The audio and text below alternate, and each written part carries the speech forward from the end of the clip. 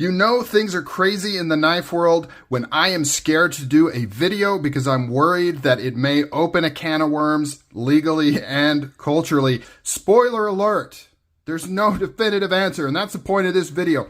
Out of all the crazy evil knives and evil knife laws with switchblade, assisted knives, and everything in between, gravity knives are the most confusing and ambiguous of the whole bunch. I cannot, despite all of my research, definitively say why something like this, which is regarded as a gravity knife, is considered one, and then something like this is not. No idea. To me, they're the exact same. It is absolutely crazy and bonkers. I do have some theories on how things got to where they are and why gravity knives are single-handedly the most confusing subtype of knife out there. But any additional information that you can shed, please comment down below if you have any experience or information. So if you look up what the legal definition of a gravity knife is, I will post that up here. It is very ambiguous. It basically says you can open and close the knife via gravity, which honestly applies to just about everything. I can fling this through with one hand and open this by breaking that detent, no problem. This button lock, same thing. And unlike things like a switchblade, which has some clearly defined rules, right? With the switchblade, they say that the blade has to be spring assisted, whether it comes out the front or comes out the side. And then you have to actuate a button or a switch or a lever to get it to release and open up. A spring-assisted knife, you have to touch part of the blade in order to initiate the opening action, and that is a spring-assisted. There is no such detail with gravity knives. It is very, very vague and very confusing. So with this, which is an axis lock, this is actually made by Benchmade back in the day. If you move this crossbar down, the blade freely swings open and closed due to gravity, and then you can lock it out. With this, which is considered a gravity knife, you press the button and then gravity allows it to open and close. With this, you press the button, same thing. Gravity opens and closes the blade. And like I just demonstrated, any traditional pocket knife, if you fling it open hard enough, you can get gravity to open that knife.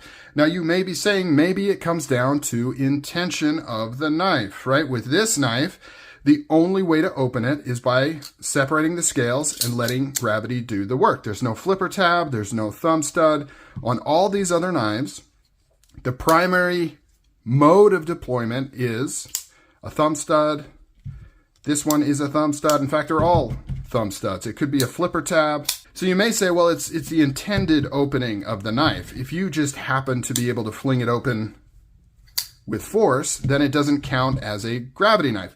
And that could be true, but if you look at the legal definition of a gravity knife, by no means does it ever indicate anything about needing or not having an alternate mode of deployment. To add even more confusion, WE has a knife where it is a button lock, so it swings open just like this, but it doesn't have any other means of opening. There's no flipper tab, there's no thumb stud. It is meant to be opened like this. And as far as I know, it is not being classified as a gravity knife, and nobody's getting in trouble for it being a gravity knife. Where I personally think this comes from and why it's so confusing is because the primary knife that kicked off the whole gravity knife thing was the paratrooper knife, where you actuate a switch and you fling it open with gravity and lock it out, and it's an out the front knife. And I believe that law was made for that specific knife. They wanted them to be illegal for all the same ridiculous reasons that switchblades are illegal. They wanted those gravity knives to be illegal as well. Just so happened on top of that, gravity knives just never really took off. They were never really a thing. In fact, until recent years, before Riot XO and before the Warlock from Paragon Asheville Steel, gravity knives just weren't around. Like, you could find old paratrooper knives, surplus knives, and you could pick those up occasionally. But nobody was making modern day gravity knives, and I just don't think they were ever on the radar again. And so nobody revisited the laws, nobody questioned the laws, nobody was getting caught with gravity knives. It's only been recently that they've kind of popped back up on popular culture and created all these confusing questions. My main thing is This knife, why is this considered a gravity knife? Why would this be restricted when it operates the exact same as all these other knives? It's a real shame that people might not be able to get their hands on this because of its association as being a gravity knife when these other knives for some reason aren't.